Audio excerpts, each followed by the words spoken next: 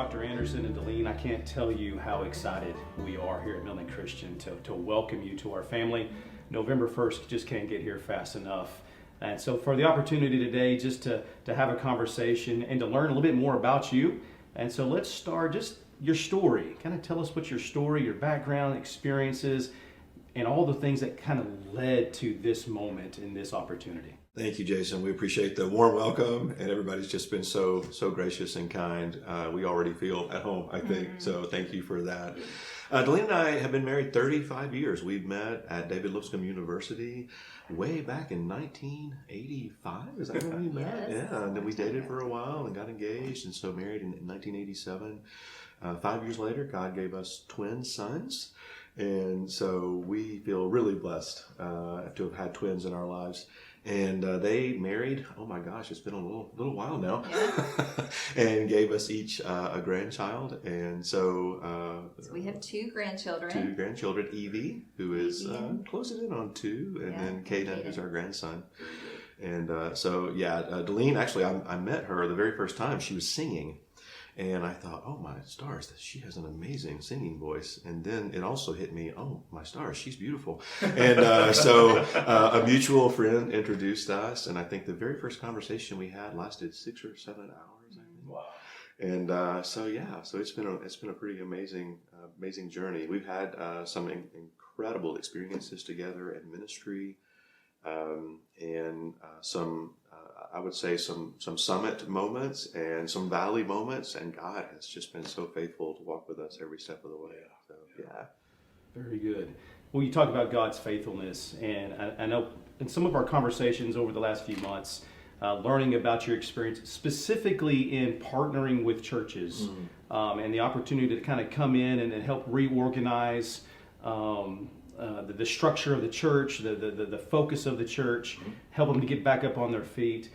Kind of compare that to the position now as a president of Midland Christian School, coming in here in terms of organizational leadership. Kind of speak to that in terms of what some of the organizational goals that you have in mind right now, maybe in the first year of being here on the campus. Typically, when I go into a congregation, I listen. Above all else, I just listen. I consider myself to be a connector. So as I start getting various pieces of feedback or data points or whatever it might be, then I'm really looking for those thematic elements that the organization wants to live into. I use the phrase desired outcomes a lot. That surfaces in almost every conversation I have. What's your desired outcomes? What are your desired outcomes? Collectively, individually. And when I gather that information, then it helps me understand where the congregation's coming from. And I've done similar work in other nonprofits and that sort of thing. And so always listening, always trying to pull together thematic understandings, and then helping the organization identify, okay, so what's the story that God is calling you to live into? What are the desired outcomes that the Lord's leading you to? And then, so how do we align ourselves organizationally to get there? So I think when I think about Midland Christian, those are some of the things that I'm really excited about, some conversations that I'm really excited about. I think most of my first year will be spent listening. I really, really want to hear the heart of individuals. And I'm talking as many people as I can engage with, faculty and staff, of course, but the students, parents, any other key stakeholders, who are a part of the Midland Christian family, whether that's a direct stakeholder or maybe even just someone who's indirectly involved but has an interest in the success of the school. And so when I think about your mission, partnering with parents, when I think about you really already articulated as an organization your desired outcomes for the students, I just get so excited about that. How do we equip them? How do we serve them? How do we position them to not just be successful in business or in life, but to be in that deep and abiding relationship with Jesus that's going to sustain them through all of the storms of life, and to celebrate with, through all those victorious moments in life. So I hope that's helpful. Short question, longer answer, but but there are a lot of parallels, I think. Absolutely. Being in that consulting space, that coaching space, that training space, I see lots and lots of transferability into what we hope to achieve at MCS. So the president position at Midland Christian, what we envision is an organizational leader, a leadership opportunity to help foster the traditions of the school, the strong history of our 65 years of being here in Midland and serving the community with Christian-based education, but being able to foster that tradition, being able to empower the folks around you, our faculty and our staff, to be able to do their jobs and to have the freedom to do their jobs, but to work under a collective mission. And coming in over the last 6 decades, we've had strong leadership. That's one thing Midland Christian has been blessed with for the last 60 plus years, is that strong leadership. So following that and coming in and to help foster those traditions and help empower our people and to have a voice, how do you package all that together without just being overwhelmed? Right. Well, again, in addition to really trying to be a very proactive listener, one of the things I'm most passionate about is being a collaborator. And I know that as I've had conversations with Kelly Moore and with you and other board members and various members of the team, and even people in my circle of influence who know the reputation of Midland Christian, you all hire highly competent, highly charactered people. So I can't wait to get to work. I mean, I'm very serious when I say that, because the caliber of individuals that are in those administrative positions and the teachers, the administrators, the support staff that you've got, it's just going to be a thrill to get to work with them on a daily basis. You know, I don't really see me coming in to reinvent anything. It really is, okay, how do we live in to those aspects of Midland Christian that your home run aspects. Those things that you do exceptionally well. Are there going to be opportunities for improvement? Absolutely. Every one of us individually, every organization on the planet always has room for improvement. So we'll look for those. But I don't see myself being the individual that has to figure out, even in those growth areas, how we succeed, so much as I get the team together and we pray together and we process together and we collaboratively assume some desired outcomes that we want to live into, and then we do that purposefully and proactively. I mentioned prayer, and that will really be central to everything that we do. I don't see very many meetings that we have that doesn't include prayer as a very purposeful part of what we're going to do and what we're about, because this is God's school. These are God's families. These are God's students. And so in all things, we want to honor him and seek his voice and seek his counsel. I also want to be very word driven. And so I know that scripture is very much a part of the organization's DNA, and I think it has to stay that way.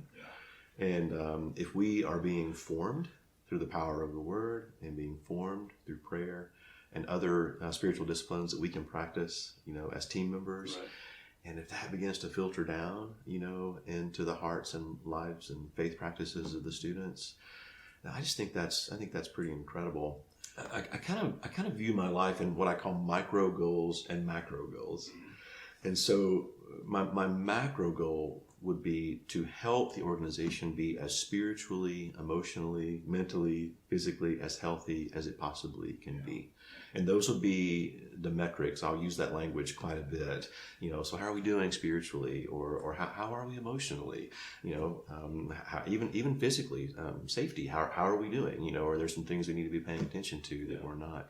But when I think about that holistic health of the organization, I get excited about some of the micro goals that drive that macro goal. So if I've got this 10-year window to help the organization get to its 75th year celebration, what a great buildup that's going to be, right? A lot of conversations that kind of lead to that moment and what that means, not only for the school, but for the community, and inviting folks to come in and be a part of that celebration. And so the steps that we take to get us from here to there, and that's just been one more launch pad into the next 25 years, the next 50 years, the next 75 years, if the Lord wills, right? Absolutely. So, yeah. So talking about that partnership, I'm going to transition now to Delene in terms of the partnership of being the wife of the president of Midland Christian School. And I know you have an education past and some experiences there too. So can you speak a little bit to how you view that partnership, what you're excited about in coming into Midland Christian, and really how you guys work together? Thank you for asking. I do have an education background. I've taught for 20 years, elementary school mostly. But we are so excited. We are so excited to be at Midland Christian together. We really feel like this is something that we are passionate about, that we get to do together. Loved, the idea of coming alongside teachers to help. I know what that's like to be in a classroom and be so busy and have so many things to do. Would love to be able to come alongside those teachers and help in any way that I can. But not just teachers, anybody there that needs anything. We really feel like that is part of, what we bring, is that there are two of us that, have eyes on the situation and possibly can help in any way that we can. Yeah. So we're both very excited about that. Excited to just even fun things like to get to go to ball games and choir concerts and fourth grade programs and those kinds of things. We're very excited about being in the lives of those kids, of the students, of those families, as much as we're allowed to be, as much as we can be. We're so excited about that, and just bringing, what little bit we have to offer to the table. We're just really excited about that. So yeah, and we also want to. We want to be very actively involved in what's happening at school, but we hope to be able, I'm not sure if we'll be able to do this with every single person, but we love to be able to open up our home and, have people in and be part of our lives too, as we're hopefully part of their lives. Yeah. Speak maybe to the opportunity that you have, not only to minister to the students, but what does that look like with the extended family? And how we can introduce Christ not only to the hearts of the children, but into the hearts of their entire family unit. Well, I think one of the things that when we were having conversations with the board that excited us the most was the board's commitment to creating a discipleship culture. And I'm so hopeful that we'll be able to do that, whether it is with students, with their friends who may or may not be part of the school, parents, grandparents, and kind of look at the ripple effect of us being very proactive about living into a relationship with Jesus. I can be forthright, but I've never been like an ogre. I'm forceful in those areas where I'm passionate about being committed to excellence, about doing things well. In the context of building a relationship with Jesus, living into that discipleship culture, it has to be so much more relationally driven. So I'm a huge coffee person. To be able to sit down and have a coffee or a tea, and I'm hoping there'll be some opportunities and some bandwidth, even if someone's like, my life isn't turning out like I hoped. You got opportunity that we can sit down and have a tea or a coffee, or, I'm seeing a difference in my child's life. I want that difference in my own life, but I'm not really sure where to start. I mean, those are the kind of conversations that just make my heart sing. If there's an opportunity to say, well, let me tell you what's made a difference in my life, or maybe more importantly, who has made a difference in my life. And that just opens the door for very natural, life-giving conversations about Jesus. I think it's encouraging to me that in the phrase Midland Christian School, Christian is in the center, right? It's at the heart of everything that we do, and that descriptive term Christian, it means little Jesus. That's basically little Christ, a micro version of Jesus. And if we can commit to that, if we can live into that relationship with Him, then it puts us in position to live into that relationally with others. Speaking to the organizational leadership needs that the president of Midland Christian School carries, now looking at our administrators, our faculty, and our staff, obviously they have needs and they have concerns and they want to have a voice, and And so, after being on campus for a few months, you'll begin to hear what those needs are, what the opinions are. How do you approach allowing them to have a voice, allowing your faculty, your staff, your administrators to have that voice, to be empowered to do their jobs, to let their experience work, but to do so inside of a team-oriented makeup? How do you lead that? How do you listen? How do you help guide decisions? How do you bring the team together, I guess, is really the underlying question to build that trust inside of your administrative staff. So there's 2 or 3 things that are really, really important to me. I constantly try to clarify expectations. And there's some decisioning frameworks that I will bring to the organization that I hope will be really helpful. The thing I like about it is very conversational. My office, unless I'm in a meeting, of course, will always be open. And I want my team members to know that. I also want them to know that I will do everything I can to try to build very high-level trust. I want my administrators to know that I will always work for them. A mantra that I utilize quite often in organizational leadership is, let's talk to one another, not about one another. And so it's very important to me to practice the principal teaching of Jesus in Matthew chapter 18, that we work on our commitments together. We work on our issues together. I'm going to have to ask on the front end for some grace and some mercy, because I have my own learning curve that I've got to experience as I get to know the organization and where the strengths are and where the opportunities are. I will ask a lot of questions. And some folks, that can be a little bit of a turnoff, but I also will give my staff permission to say, okay, Dr. Anderson, you've asked enough questions. It's time for us to move on now. And so I have very thick skin. And so I love when people come to me and they're kind of direct. I like to be pushed. Not so much to be shoved, but I do like to be pushed, because I realize that people who are going to be having those conversations with me, it's not really about me, probably isn't really even about them. It's really about organizational excellence. It's the desired outcomes that we're all agreeing to live into together. And so it's hard for me to take it personally if someone is really passionate about something that they're fighting for because they believe in it and they believe that it's going to really bless the school or the students or the parents. And I'm not going to be threatened by that. I'm going to be like, okay, hey, let's sit down. Let's have a conversation about this. Let's try to figure it out. I think meeting rhythms are really important. I'm not a big fan of meeting just for the sake of meeting, but I do think it's important to be in a very consistent rhythm so that I'm able to hear probably at least one touch point a week with the leadership team, probably a touch point a week with our board chair and maybe either other members of the board. We have to figure out how we work with precedent that is established, that's non-negotiable. So we're going to stay within those guidelines. But then we also have to figure out as a team, okay, so we have this issue, we have this situation, maybe that's come up.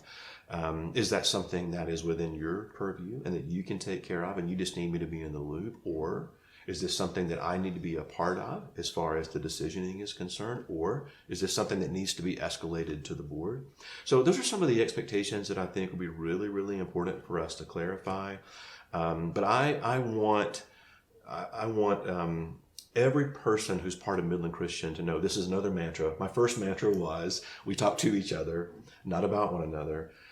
My other mantra is, we fight for one another, not against one another. And I want it to be okay for us to do that. I plan to be quite visible. I want to be, one of the first things I want to do is get the bell schedule, and I want to know when our students are out and about. And it's going to be important for me to start putting names and faces of the students together. I want them to know that, yes, I'm here for the faculty. Yes, I'm here for the administrators and for the staff. But I want them to know that I'm also here for them. And my hopes and my prayers will be able to hear their stories, to find out what their hopes and dreams are. And to help them live into that. I think one of the things that would give me so much joy will be 5 years from now, 6 years from now, 7 years from now, for our seniors and our juniors to come back to campus and to say, oh, Dr. Anderson, you remember that time we had that conversation about, and hey, I just want to let you know, God has opened a door. And it'll be like, yes, that's the high five moment. That's the attaboy, attagirl. That's the pat on the back time. That's the yay God time, So I'm looking forward to that. One quick story. When I was at Pepperdine finishing up my degree, one of the things that they encouraged us to do as students was to write out our 80th birthday toast. So as people around the room are toasting us on our 80th birthday, what do they want? What do they want to say about us or to us? And one of the things that I wrote was, I want my students, as many of them who can be, to be there and to say, Dr. Anderson made a profound difference in my life.